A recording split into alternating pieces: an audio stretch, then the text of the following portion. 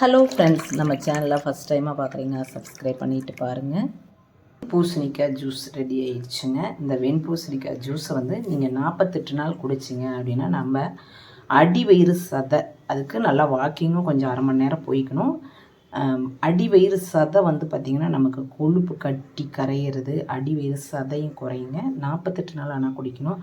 2 நாள் 3 நாள் குடிச்சிட்டு எனக்கு குறையலன்னு சொல்லக்கூடாது. 48 நாள் குடிச்சிட்டு சொல்லுங்கள். நீங்கள் பூசணிக்காயை நீங்கள் வந்து இந்த வெண்பூசணிக்காயை இதுலேயே வந்து தடியங்கன்னு ஒன்று வருது, அதை சூஸ் பண்ணாமல் இந்த மாதிரி சாம்பல் கலரில் உள்ள பூசணிக்காவை சூஸ் பண்ணிக்கோங்க.